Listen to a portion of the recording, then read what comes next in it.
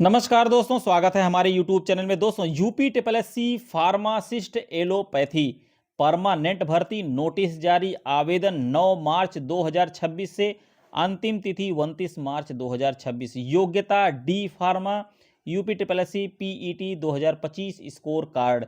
देख लो, मैंने जो कहा था वही हुआ।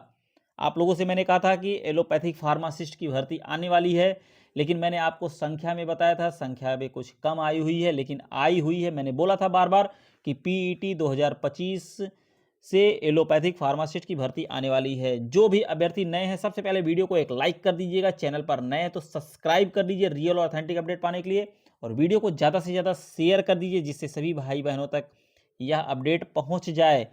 जो अभ्यर्थी डिप्लोमा इन फार्मेसी किए हुए हैं और यूपी ट्रिपल एससी पीईटी 2025 भरे हुए हैं, भले एक ही नंबर पाए हुए हैं, वैलिड स्कोर कार्ड है, वो सभी लोग मान्य होंगे और सभी लोग मुख्य परीक्षा देंगे। चलिए, फुल नोटिफिकेशन मैं आप लोग को दिखा रहा हूँ। वीडियो को स्किप एकदम ना करिएगा, हर पॉइंट एकदम जो है महत्वपूर्ण है।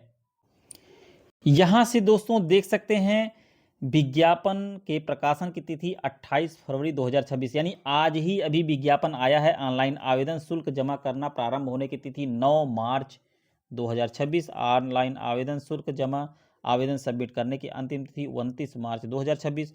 शुल्क समायोजन एवं आवेदन में संशोधन की अंतिम तिथि 5 अप्रैल 2026 है। यहाँ पर दिया गया है, उपर्युक्त विज्ञापन के सापेक्ष आवेदन सबमिट करने व शुल्क जमा करने की अंतिम तिथि 29/3/2026 है। इस तिथि के बाद कोई आवेदन शुल्क स्वीकार नहीं किया जाएगा। अभ्यर्थी के द्वारा अपने आवेदन पत्र का प्रिंटआउट तब तक नहीं निकाला जा सकेगा जब तक कि उसके द्वारा जमा शुल्क समायोजन बैंक द्वारा नहीं कर दिया जाता है। अतः अभ्यर्थी के द्वारा बैंक से शुल्क का समायोजन 29/3/2026 तक अथवा उसके पश्चात विलंबवत 7 दिवस के अंदर अर्थात दिनांक 5 अप्रैल 2026 तक अनिवार्य रूप से करा लिया जाए। इस अवधि में अभ्यर्थी द्वारा अपने आवेदन पत्र में अनुमन्य विवरण को संशोधित भी किया जा सकता है। अब आगे बढ़ते हैं, जो मेन पॉइंट मैं आप लोग को बता रहा हूँ। यहाँ पर देख सकते हैं, उत्तर प्रदेश अधीनस्थ सेवा चयन आयोग लखनऊ के विज्ञापन संख्या 01 परीक्षा 2026 भेषजी के मुख्य परीक्षा यानी एलोपैथिक का प्रारंभिक अर्हता परीक्षा 2025 02 के अंतर्गत चिकित्सा एवं स्वास्थ्य सेवा निदेशालय उत्तर प्रदेश के नियंत्रणाधीन भेषजी में कुल 560 पदों के पर चयन हेतु भारत के नागरिक से ऑनलाइन आवेदन आमंत्रित किया जाता है। 560 पद आ गए हैं दोस्तों। और देखिए, यहाँ पर ये क्या दिया गया है कि भेषजी की मुख्य परीक्षा हेतु केवल वही अभ्यर्थी ऑनलाइन आवेदन कर सकते हैं जो विज्ञापित पद हेतु वांछित अनिवार्य अर्हता धारित करते हों तथा प्रारंभिक अर्हता परीक्षा 2025 में सम्मिलित हुए हों और उन्होंने आयोग द्वारा प्रारंभिक अर्हता परीक्षा 2025 का स्कोर कार्ड निर्गत किया गया हो। मुख्य परीक्षा हेतु अभ्यर्थियों की शॉर्टलिस्टिंग उनके प्रारंभिक अर्हता परीक्षा के नॉर्मलाइज स्कोर के आधार पर मेरिट के अनुसार की जाएगी तथा शॉर्टलिस्ट किए गए अभ्यर्थियों को ही मुख्य परीक्षा में प्रतिभाग करने का अवसर प्रदान किया जाएगा। प्रारंभिक अर्हता परीक्षा 2025 में वास्तविक स्कोर अथवा नॉर्मलाइज स्कोर में 0 या उससे कम नकारात्मक अंक प्राप्त करने वाले अभ्यर्थियों को मुख्य परीक्षा हेतु शॉर्टलिस्ट नहीं किया जाएगा, जो 0 और निगेटिव अंक पाए हैं।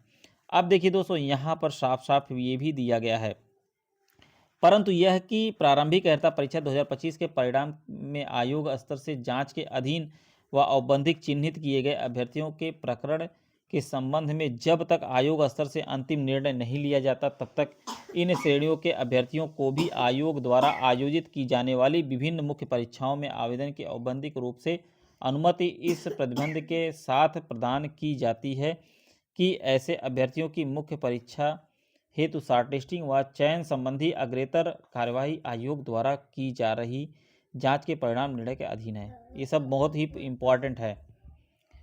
आगे बढ़ते हैं। पहला पॉइंट है, देखिए दोस्तों, यहाँ से देख सकते हैं ऑनलाइन आवेदन कैसे करना है आपको। इसमें सब कुछ बाकायदे दिया गया है। आप यूपी ट्रिपल एससी आयोग की वेबसाइट पर जाएंगे, वहाँ से आप जो है ये सब देख सकते हैं। आगे बढ़ते हैं। यहाँ पर देख सकते हैं दोस्तों, अब ये सब भली भांति आप पढ़ ही लिए हैं।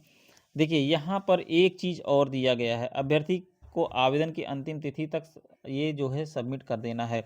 आरक्षण आयु सीमा में छूट का लाभ चाहने वाले अभ्यर्थी संबंधित आरक्षित श्रेणी के समर्थन में इस विस्तृत विज्ञापन के परिशिष्ट में मुद्रित एवं वेबसाइट पर उपलब्ध निर्धारित प्रारूप का सक्षम अधिकारी द्वारा, मतलब जिनको आयु में छूट लेना है।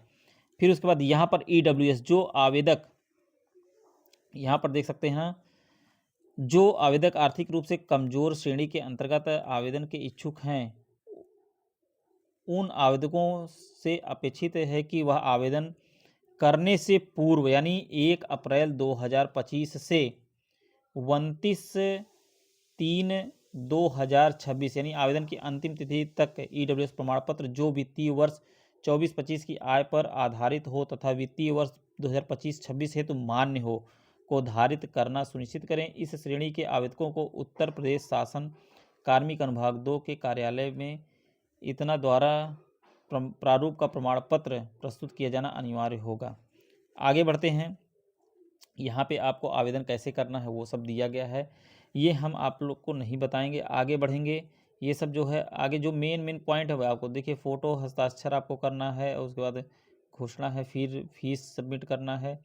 जो मेन है वो मैं आप लोग को बता रहा हूँ। यहाँ पर देखिएगा, आवेदन करने के लिए सभी श्रेणी के अभ्यर्थियों के लिए, चाहे जनरल हो, OBC हो, SC हो, ST हो, सभी को 25 रुपये का शुल्क जो है जमा करना होगा। फिर आगे हम बढ़ते हैं, देखो यहाँ पर दिया गया है स्वतंत्रता संग्राम सेनानी, भूतपूर्व महिला, दिव्यांगजन, इन सभी को शुल्क नहीं देना होगा, ठीक है ना। फिर आगे हम बढ़ते हैं, 1 से 4 अनुसार शुल्क दे, अच्छा है सॉरी, सभी को शुल्क देना होगा 25 रुपये, ठीक है ना। फिर उसके बाद यहाँ पर आप स्टार्ट लिस्ट होने पर भुगतान करे रहेंगे तभी प्रवेश पत्र डाउनलोड होगा और फॉर्म का प्रिंट आउट लेना ना भूलें। आगे बढ़ते हैं, ये सब हो गया है और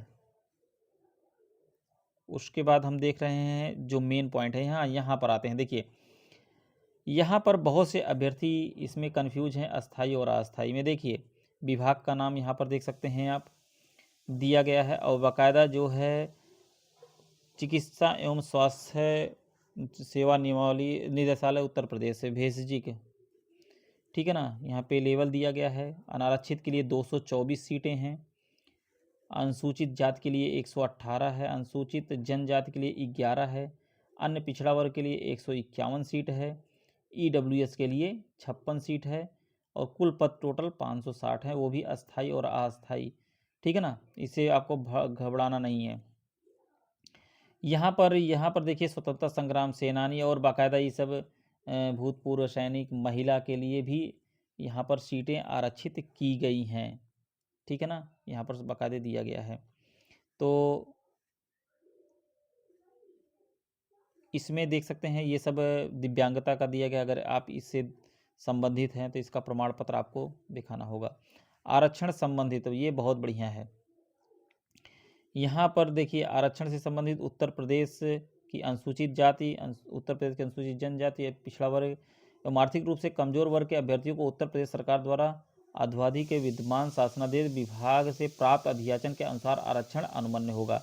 आर्थिक रूप से कमजोर वर्ग के अंतर्गत आरक्षण का दावा करने वाले अभ्यर्थी जिसके परिवार की समस्त स्रोतों से आय आवेदन से करने से वर्ष के पूर्व वित्तीय वर्ष में 8 लाख रुपए से कम हो और जो EWS को 10% आरक्षण दिए जाने संबंधी उत्तर प्रदेश शासन विधायी अनुभाग 1 की अधिसूचना संख्या दिनांक 31 अगस्त 2020 द्वारा प्रख्यातित उत्तर प्रदेश लोक सेवा आयोग के द्वारा अनुमन्य हो, यहाँ पर बाकायदे दिया गया है, ठीक है। प्रमाण पत्र प्रस्तुत किया जाना होगा। फिर उसके बाद हम ये सब देखते हैं, स्वतंत्रता संग्राम सेनानी का हो गया। फिर यहाँ पर महिला आरक्षण के अंतर्गत मेन पॉइंट यहाँ पर देख सकते हैं, अगर महिला अभ्यर्थी महिला आरक्षण के अंतर्गत महिलाओं को उत्तर प्रदेश शासन के द्वारा ये यहाँ पर रेट वगैरह दिया गया है और उच्च न्यायालय का भी दिया गया है। आप देख सकते हैं यहाँ पर 16/1/2019 के विरुद्ध उत्तर प्रदेश शासन द्वारा दायर अपील, हाँ ये देखिएगा यहाँ पर जो दिया गया है, उत्तर प्रदेश की महिला अभ्यर्थियों को मामले में पिता पक्ष से निर्गत जाति प्रमाण पत्र ही मान्य होंगे, चाहे SC हो, ST हो, OBC हो, इनके लिए जो है पिता पक्ष की तरफ से जाति प्रमाण पत्र अगर है तो तभी जो है आपका मान्य होगा।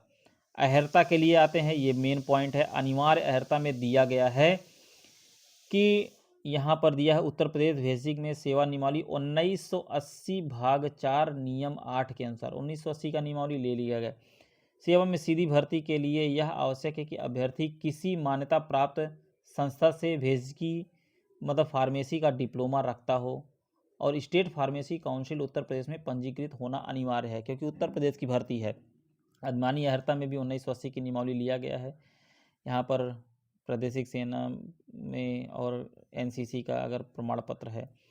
अब आयु सीमा में आते हैं दोस्तों। आयु सीमा में यहाँ पर देख सकते हैं ना, 18 वर्ष से 40 वर्ष से अधिक नहीं होना चाहिए, परंतु अनुसूचित जाति, अनुसूचित जनजाति और अन्य श्रेणियों में जो सरकार द्वारा समय समय पर अधिसूचित की जाए अभ्यर्थियों को, ऐसे में यहाँ पर आयु सीमा में उतने वर्ष की छूट दी गई है।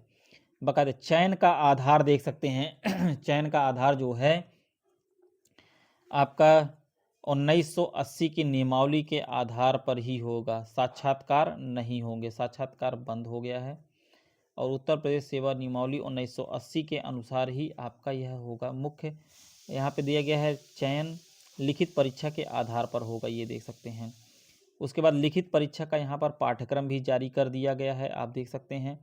लिखित परीक्षा का पाठ्यक्रम यहाँ पर देख सकते हैं आप, आपके विषय से यानी फार्मेसी से 65 प्रश्न पूछे जाएंगे।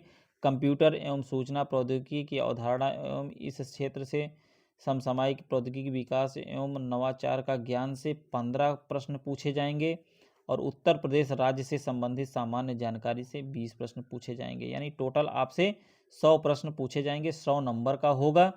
और साथ में आप यहाँ पर देख सकते हैं कि ये बाकायदा यहाँ पर दिया है लिखित परीक्षा में एक प्रश्न होगा, प्रश्न पत्र होगा जिसमें कुल 100 प्रश्न होंगे तथा समय अवधि 2 घंटा होगी। परीक्षा के वस्तुनिष्ठ एवं बहुविकल्पी प्रकार के होंगे। प्रत्येक प्रश्न में 1 अंक का होगा। प्रत्येक गलत उत्तर के लिए ऋणात्मक अंक निगेटिव मार्किंग का प्रावधान है, जो उस प्रश्न पत्र हेतु अंक में 25% यानी 1/4 यानी माइनस मार्किंग भी है। अगर एक क्वेश्चन गलत होगा तो 0.5 नंबर आपके कट जाएंगे। विषयगत यहाँ पर देखिए पूरा मैंने एक बार आप लोगों को इसका वो सिलेबस भी दिखाया था और सेम वही सिलेबस देख सकते हैं ना, यहाँ पर जारी भी हो गया है। औषध विज्ञान से, फार्माकोग्नोसिस से, बायोकेमिस्ट्री, क्लिनिकल पैथोलॉजी, मानव शरीर रचना विज्ञान से, स्वास्थ्य शिक्षा एवं सामुदायिक फार्मेसी, फार्मास्यूटिकल न्यायशास्त्र से है, फार्माकोलॉजी और टॉक्सिकोलॉजी, ड्रग स्टोर व्यवसाय प्रबंधन, हॉस्पिटल एवं क्लिनिकल फार्मेसी से है। भाग 2 में यहाँ पर बाकायदे दिया गया है सब कुछ। ये मैंने पूरा आप लोग को दिखा दिया है, पूरा जो है सिलेबस से लेकर कैसे आवेदन करना है। तो जिन अभ्यर्थियों को आवेदन करना है जो एलिजिबल हैं, ठीक है ना, वो अभ्यर्थी जरूर परीक्षा का आवेदन करेंगे। अब देखिए यहाँ पर बाकायदे दिया है परीक्षा के संबंध में। बेसिक में मुख्य परीक्षा की लिखित परीक्षा है तो अभ्यर्थियों को शॉर्टलिस्टिंग उनके प्रारंभिक अर्हता परीक्षा 2025 के नॉर्मलाइज स्कोर के आधार पर की जाएगी। प्रश्नगत विज्ञापन के अंतर्गत विज्ञापित पदों के सापेक्ष 15 गुना श्रेणीवार 15 गुना अभ्यर्थियों को अंतिम कटऑफ 0.2 स्थान तक धारित करने वाले समस्त अभ्यर्थियों को सम्मिलित करते हुए लिखित परीक्षा में शॉर्टलिस्ट किया जाएगा। यानी 15 गुना, यानी आप लोग को लगभग नियर अबाउट 7,500 प्लस अभ्यर्थी जो है शॉर्टलिस्ट होंगे इस परीक्षा में। 560 अभ्यर्थी है ना, यहाँ पर बाकायदे ये सब दिया गया है। और आरक्षण से संबंधित भी दिया गया है। जो अभ्यर्थी उत्तर प्रदेश राज्य के मूल निवासी नहीं हैं वो अनारक्षित श्रेणी में यानी आपके जनरल में आएंगे।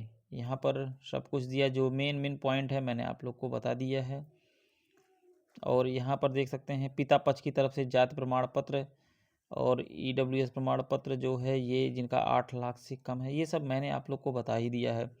हाई स्कूल यहाँ पर जन्म तिथि जो मान्य होगी हाई स्कूल होगी। शैक्षिक आयु की योग्यता जो है स्व प्रमाणित प्रमाण पत्र, अंक पत्र, ये सब मांगे जाने पर वहाँ पर प्रस्तुत करना होगा आपको। आयु से संबंधित है, ये डॉक्यूमेंट वेरिफिकेशन से संबंधित है। परीक्षा की तिथि ये सब आप लोग को बता दिया जाएगा। बहुत कुछ इसमें सूचना दी गई है, आप लोग इसको पढ़ें और पढ़ने के बाद ही जो है ऑनलाइन आवेदन करिएगा। ये सारी सूचनाएं हम आपको बता दिए हैं। तो दोस्तों इस वीडियो में मैं सारी जानकारी आप लोग को बता दिया हूँ। और जिन अभ्यर्थियों का डी फार्मा है और यूपी पेट 2025 दिए हैं, एक ही नंबर आया हो, भले ही वैलिड स्कोर को कार्ड हो, वो लोग आवेदन जरूर करिएगा। वीडियो को ज़्यादा से ज़्यादा शेयर करिएगा। भर्ती अब आप लोग की आ गई है। मिलते हैं नेक्स्ट वीडियो में, और तैयारी हमारी इसी चैनल के माध्यम से होगी। वीडियो को अंत तक देखने के लिए बहुत बहुत धन्यवाद।